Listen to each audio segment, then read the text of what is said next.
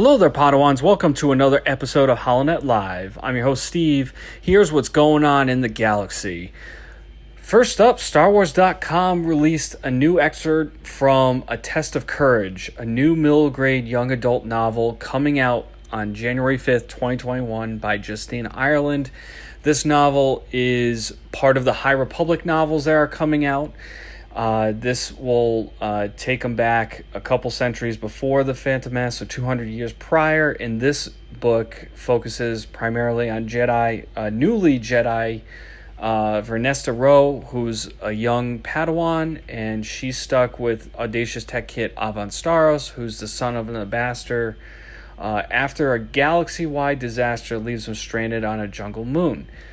I'm not going to read the excerpt, but there's some back and forth between the two characters, and this is one of the many High Republic novels that are coming out next year, particularly exciting. Even though it's a young adult book, it'll still be cool to see what they come up with in terms of canon, what they come up with in terms of the universe. Ollie and I was just on the Ebon Hawk podcast, and we discussed some of the High Republic things and what we are looking to see. And some of the criticism so far has said that it seems vanilla in terms of the Jedi and in the information that's come out. But then again, do you think they're really gonna, reveal anything spicy in terms of the High Republic at this point? Probably not. So, anyways. Check this out. It's on StarWars.com. It's called A Test of Courage. It's an excerpt in an interview with the author of Justina Ireland, which is really cool. So, next up, in Luke Skywalker or Star Wars number 5, they reveal who caught Luke's lightsaber on Cloud City. That's right. If you haven't known, Luke's lightsaber does get caught by someone. I'm not going to reveal who, but it is. I'm going to put the link in the description. You can check it out. However, it is a character that people have seen in the past, primarily in the comics. So if you're a comics reader and you haven't read the Star Wars series up to number 5, go check that out. That was just recently released, but really cool stuff. It was eye-opening to me. I had no clue. I wouldn't have guessed this character, so go check it out. Next, Ludwig Goransson, who did the score for The Mandalorian Season 1, is in the works of doing the score for Season 2. There's an interview on Deadline, and Ludwig Goransson talks about his experience with The Mandalorian, crafting and composing that score with the pressure and everything behind John Williams, who did the original scores for Star Wars, and that music is so iconic that he had to step up to the plate with what he created and make it unique as well. He's also received an Emmy nomination, or he won an Oscar last year for Black Panther, which is really cool. So check this interview out. It's on Deadline.com. It gives a lot of insight into how he composes the music and his experiences. A wild rumor has surfaced that from LRM Online, and in this tweet they said, I've seen reports in the past say Obi-Wan Kenobi series has a production title of Pilgrim. While this would make sense, that isn't the case. The Cassian Andor series production title is Pilgrim. Interesting.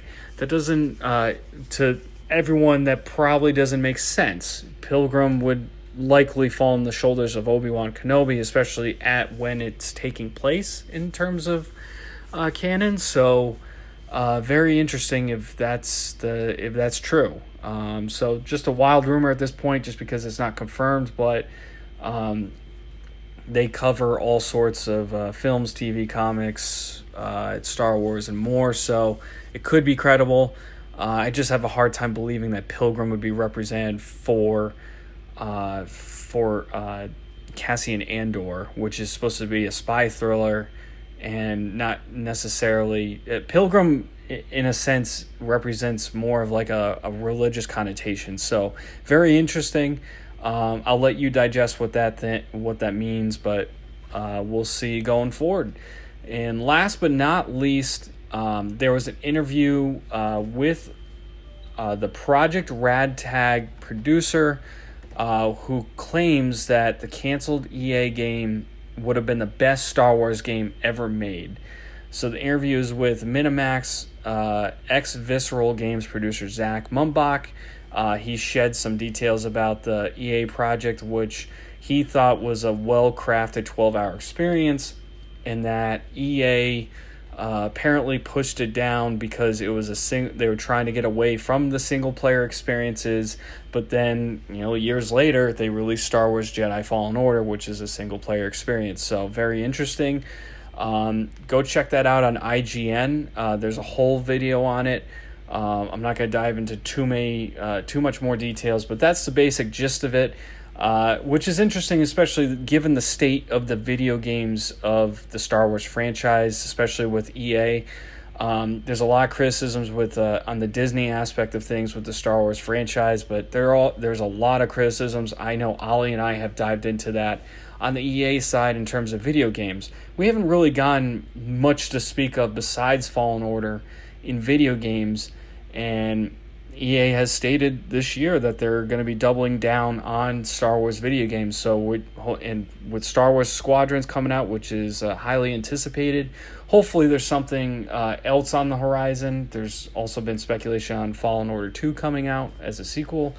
So we'll see what happens there, but very intriguing given that they did release Jedi Fallen Order, which was a single player, and this project was specifically single player. So other than that wraps up another episode of HoloNet Live. Thank you for joining me. As always, find us on Instagram at the Podawans, and also subscribe to any of our podcasting streaming services: Spotify, iTunes, Google, Anchor, and also we're on YouTube and Twitch as the Podawans.